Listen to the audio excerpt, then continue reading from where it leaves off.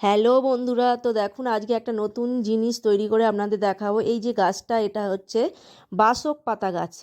এটা ভীষণ উপকারী সর্দি কাশির পক্ষে। তো চলুন আমি এই গাছটার পাতা দিয়ে কিভাবে সর্দি কাশির জন্য জিনিস বানাই তো আপনাদের আমি দেখাবো। এই যে গাছের পাতাগুলোকে আমি ছিঁড়ে নিচ্ছি, এই যে দেখুন, দিয়ে যে জলের ভেতরে দিয়ে ভালো করে আমি এগুলোকে ধুয়ে নেব। এই যে ভালো করে ধুয়ে নিলাম। ধুয়ে এই যে বাসক পাতা রয়েছে, কি কি নিচ্ছি আপনাদের একটুখানি আমি দেখিয়ে দিই। এই যে তুলসী পাতা, এই যে লবঙ্গ, দারচিনি, আর এই যে আদাটাকে আমি, আর এই যে মিছরি। এখানে আপনি চাইলে তাল মিছরিও দিতে পারেন এবং এটার বদলে আপনারা মধুও দিতে পারেন, ভীষণ উপকারী। এই দেখুন সব পদ্ধতিগুলোকে এক জায়গায় আমি করে এবার আমি এই পাতাগুলোকে ছোট ছোট করে কুচিয়ে নেব। এই দেখুন কুচিয়ে নিলাম। এবার পাত্রের ভেতরে আমি বেশি করে একটু পরিমাণে জল দেব।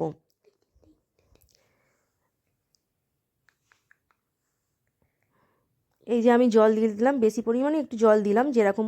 এই যে পাতাগুলোকে আমি ছোট ছোট করে ভালো করে কুচিয়ে নিয়েছি, দিয়ে আমি এবার পাত্রের জলের ভেতরে দিয়ে দেব।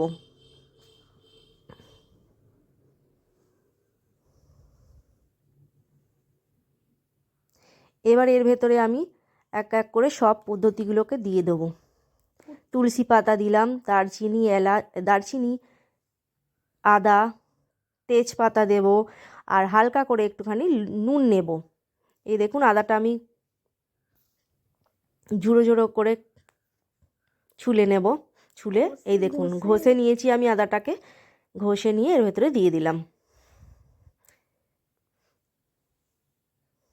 এই যে এবার মিছরিটাকে আমি দিয়ে দিলাম। আপনারা এখানে চাইলে মধু অ্যাড করতে পারেন, মধুটা পরে দিলে হবে, কিন্তু মিছরি বলে আমি আগে দিয়ে দিলাম। এখানে তাল মিছরিও আপনারা ব্যবহার করতে পারেন। অল্প হালকা লবণ দিলাম। জানেন আপনারা যে আদা, নুন এগুলো সর্দি কাশির পক্ষে ভালো, লবঙ্গ, তাই আমি সবগুলোকে নিয়ে একসঙ্গে আমি এবার এটাকে উনানের ভেতরে দিয়ে বেশ কিছুক্ষণ ধরে এইটাকে ফুটিয়ে নেব, যাতে যতক্ষণ না এটা একটু গাঢ় গাঢ় টাইপের হয়। দেখুন হালকা করে অনেকক্ষণ ধরে ফুটিয়ে ফুটিয়ে নিতে নিতে দেখুন জলের কালারটা ঠিক এই রকম আসবে, পুরো একটা সিরাপের মতো।